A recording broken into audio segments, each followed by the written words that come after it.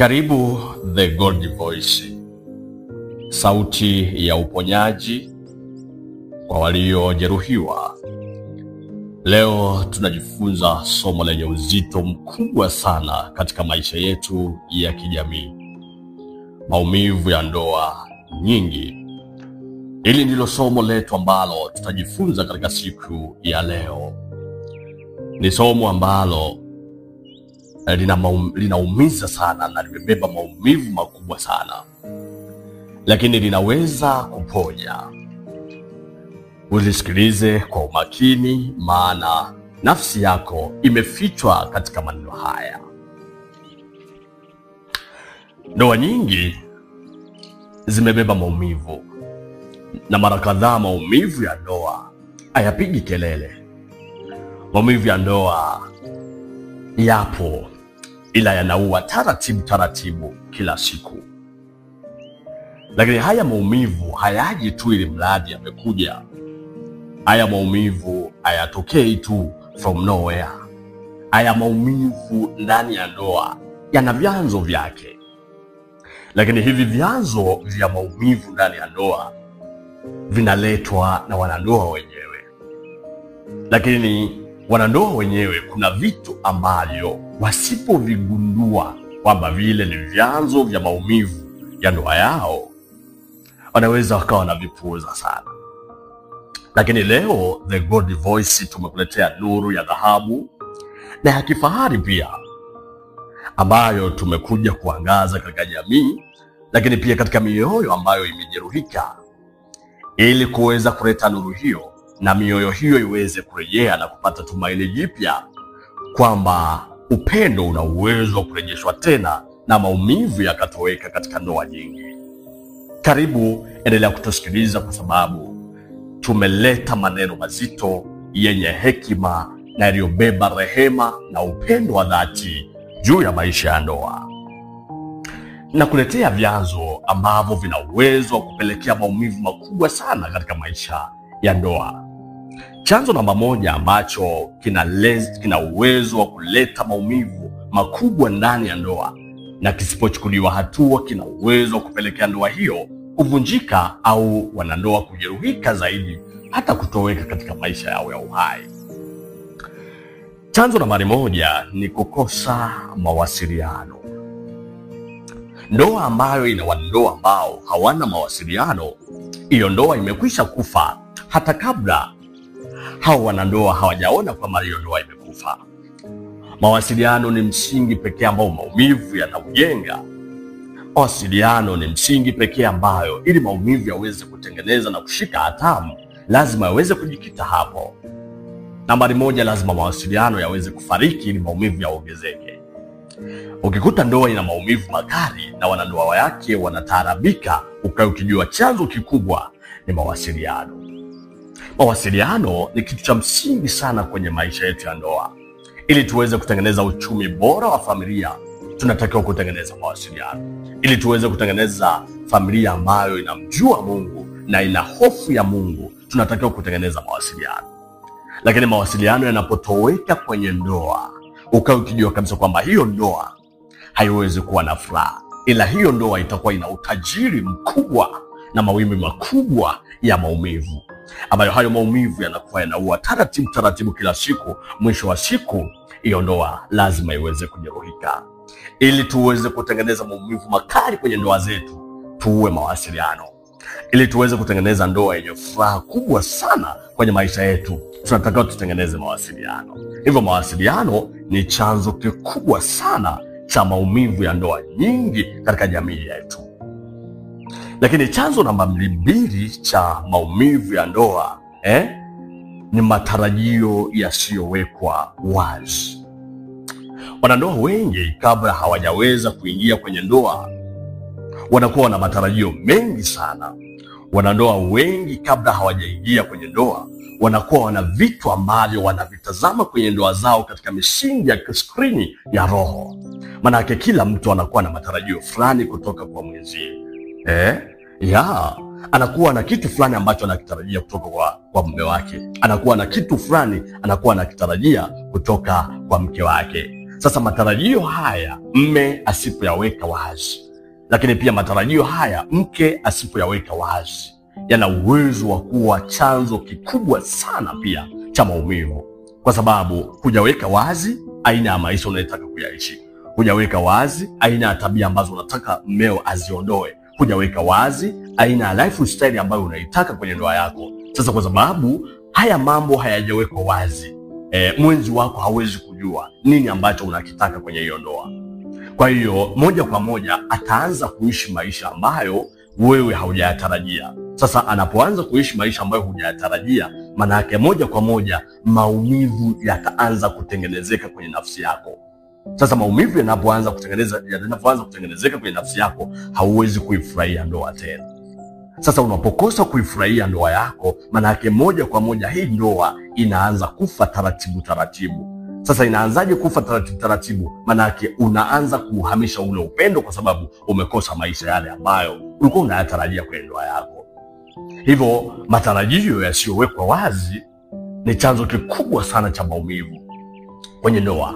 Hivyo ukitaka maumivu makali na yanayoua taratibu taratibu, ni vizuri sana matarajio yako usimwambie mwenzio.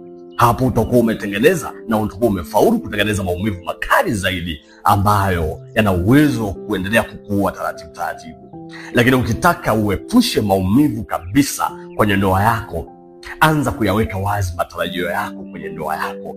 Anza kuweka wazi vile vitu ambavyo ulikuwa unavitarajia kwenye ndoa viweze kuapia.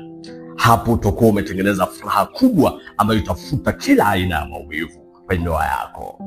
Lakini chanzo kingine cha maumivu ya ndoa nyingi kwenye maisha ni mambo ya kiroho na ya kihisia kupuuzwa. Kabla mtu hajaingia kwenye ndoa, anakuwa na mahusiano yake ya kiroho na Mwenyezi Mungu. Kabla ya maisha ya ndoa, mtu anakuwa tayari ameshatengeneza system zake za kihisia ambazo anaamini kabisa kwamba akija kuingia kwenye ndoa ataziishi. Lakini anapoingia kwenye ndoa na vile vitu vya kiroho na vya kihisia vinapopuuzwa, maana yake moja kwa moja anakuwa ametumbukizwa kwenye dimbwi zito la maumivu ya ndoa. Sasa anapotumbukizwa kwenye maumivu ya ndoa, maana yake moja kwa moja haya maumivu yanaanza kumuua taratibu taratibu. Yatamuua kisaikolojia, yatamuua kiroho. Yatakapomuua kiroho, yatamuua pia kifikra. Baada ya kimuua kifikra, maana yake moja kwa moja huyo mtu anakuwa ameshafaulu kuumizwa vya kutosha kwenye ndoa. Ni vizuri sana mnapoingia kwenye ndoa kubainisha mambo ya kiroho, kubainisha vitu vya kihisia, na hivi vitu visipuuzwe, wala usiweze kupuuza hisia za mwenzio, za mme au za mke, wala usiweze kupuuza mahusiano ya kiroho baina ya mke na Mungu wake, lakini pia baina ya mume na Mungu wake pia. Ni vizuri kutengeneza mahusiano mazuri ya kiroho na Mungu wenu. Ni vizuri sana kutengeneza mahusiano mazuri sana na kuheshimu hisia za kila mmoja wenu ili kuepusha maumivu. Lakini kama mnataka kutengeneza maumivu makali zaidi kwenye ndoa yenu, ni vizuri sana kucheza na mambo ya kiroho na kuyapuuza. Mkae mkijua kwamba mahusiano yenu ya kiroho yatakapokuwa yamepuuzwa, mkae mkijua mmekosa ulinzi wa kiroho kutoka kwa Mwenyezi Mungu. Lakini mnapoheshimu na kuutunza uhusiano wenu wa kiroho kati yenu na Mungu, mnakuwa mmetengeneza salama kubwa sana kwenye maisha yenu, na furaha itakuwa inabubujika kama chemchemi, kwa sababu mtakuwa na hofu ya kutokupuuza hisia za mwenzio. Utakuwa na hofu ya kupuuza mahusiano yako na Mwenyezi Mungu. Utakuwa na hofu ya kupuuza mambo yote ambayo yana uwezo wa kuleta athari hapo baadaye. Lakini pamoja na vyanzo hivi ambavyo vinaweza vikawa vinasababisha maumivu makali katika ndoa nyingi, lakini pia iko suluhu ambayo wanandoa wakiishi na kuichukua, wana uwezo wa kuepusha na kuondoa kabisa. Upendo ukarejeshwa na maisha yakaendelea vizuri sana, ukaenjoy ndoa yako. Kwa sababu kwenye ndoa tunafuata furaha, hatufuati maumivu. Maumivu tunakuwa sisi tumejibebisha kwa sababu ya kuleta vile vyanzo ambavyo maumivu yanapata nafasi. Maana yake tunakuwa tumetengeneza nyumba za kupanga ndani ya nafsi zetu. Maumivu yakija kuona kwamba yana uwezo wa kupanga, yanapanga na yanaanza kutulipa kodi, na kodi ya maumivu ya ndoa yanayotulipa ni kifo cha ndoa cha taratibu taratibu, na pengine si ndoa tu, hata sisi wenyewe pia tuna uwezo wa kuuawa kwa sababu ya yale maumivu. Sasa suluhu namba moja ya maumivu ya ndoa Suluhu namba 1 ni kusikilizana. Tunapokuwa kwenye ndoa, tutengeneze desturi ya kusikilizana. Tunapokuwa kwenye ndoa, tengeneza desturi ya kumsikiliza mwenzio pia. Tunaposikilizana kwenye maisha, tunadumisha mawasiliano. Tunaposikilizana, maana yake utajua kitu gani ambacho mwenzio kinamuumiza. Unaposikilizana, unajua kitu gani ambacho mwenzio anakitarajia na anatamani kukiishi. Tunaposikilizana, tunajua namna sahihi ambavyo tunaweza tukatengeneza maisha yetu na muundo sahihi ambao utatusaidia sisi tuendelee kufurahia maisha yetu ya ndoa. Hivyo kusikilizana ni chanzo kikubwa sana cha kuendelea kuimarisha furaha ya ndoa. Lakini kusikilizana kunapotoweka, kuna uwezo wa kuleta maumivu makali sana ya ndoa, ambayo mwisho wa siku tuna uwezo wa kuanza kuuawa taratibu. Lakini suluhu namba 2 ambayo ina uwezo wa kuondoa maumivu ya ndoa nyingi katika maisha yao ya kila siku ni maombi ya pamoja. Kabla ya ndoa, tuna uwezo wa kuwa na maisha yetu ya binafsi, na tuna uwezo wa kuwa na maombi yetu binafsi. Lakini pia tunapoingia kwenye ndoa, tutengeneze tabia na desturi ya kuwa na maombi ya pamoja. Maombi ya pamoja ya wanandoa yanatengeneza bondi nzito sana ya kiroho katika upendo.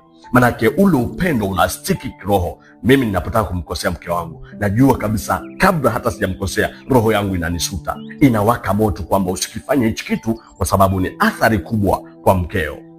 Vile vile hata mke wangu anapokuwa ameshikamana na mimi kimaombi ya pamoja, hata anapoanza kukosea, nafsi yake inamsuta. Maombi ya pamoja kwa wanandoa ni jambo la msingi sana, na ni kitu ambacho pia kina uwezo wa kuwasaidia wanandoa na mkaishi vizuri kabisa.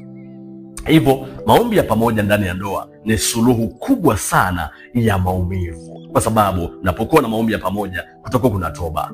Lakini pia mtakapokuwa na maombi ya pamoja, kutakuwa na tathmini ya kiroho ya mmoja.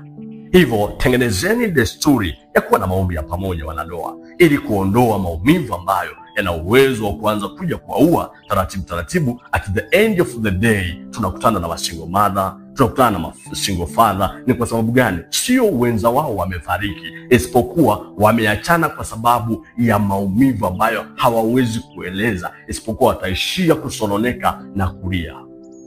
Lakini suluhu nyingine ambayo pia ina uwezo wa kuondoa kabisa maumivu ya ndoa katika maisha ya ndoa ni uwazi na msamaha. Kwenye maisha yenu ya ndoa, mnapokuwa mnaweka uwazi kwenye maisha yenu ya ndoa, mtakapokuwa mmeamua kuyaishi maisha ya uwazi, na uwezo mkubwa sana wa kuweza kuondoa maumivu. Kwa sababu uwazi unapokuwepo, maana yake mtu atajua amekosea wapi. Uwazi unapokuwepo, mtu anajua kabisa kwamba amefanya vizuri wapi. Lakini uwazi unapotoweka, maana yake mtu hawezi kujua amekosea wapi, amefanya vizuri wapi. Lakini uwazi unapotoweka pia unaendelea kuleta maumivu, kwa sababu usiri kazi yake ni kuleta vuguvugu la maumivu ndani ya nafsi ya mtu, na mtu anaanza kujeruhika taratibu, kwa sababu anaona kama anapuuzwa, kumbe yeye hajaweza kuweka uwazi. Lakini uwazi unazaa kitu kinachoitwa msamaha. Uwazi unapokuwepo baina yenu katika ndoa, manake ni vizuri pia kuhitimisha kwa kusameheana. Uliyekosea omba radhi, uliyekosewa jifunze kusamehe pia, kwa sababu mwenzio anapokuomba radhi na wewe ukatengeneza desturi ya kumsamehe, inasaidia sana kutengeneza furaha ya ndoa yenu. Kwa sababu sisi ni binadamu, hata kama sisi ni wanandoa, lakini always, ndio maana tunasihiwa sana kwamba tuendelee kutengeneza bondi ya maombi ya pamoja, kwa sababu hatujakamilika. Tunakosea, tunateleza, tunafanya vizuri pia. Lakini ili tuweze kuwa na tathmini chanya na kuona thamani ya msamaha, ni vizuri kuwa na maombi ya pamoja ambayo yatatuhamasisha sana kuweza kuwa na msamaha. Hivyo msamaha na uwazi ni misingi mikubwa sana ya kuweza kuondoa maumivu ya ndoa. Je, nawe umewahi kushuhudia au kupitia maumivu kama haya? Ulifanya nini? Na kama ungepitia maumivu kama haya, ungefanya nini pia? Tuandikie maoni yako kwenye comment hapo chini. The God Voice, hii ni sauti ya wote iliyodhamiria kuja kwa jamii, kuleta uponyaji na kuendelea kurejesha upendo na tumaini la dhati kwa wanandoa. Hii ni The God Voice na ni kipenzi cha ndoa zetu kwa ujumla. Usisahau kushare na mtu mmoja tuweze kuponya ndoa yake, lakini pia usisahau kusubscribe kuwa mwanafamilia rasmi wa The Gold Voice.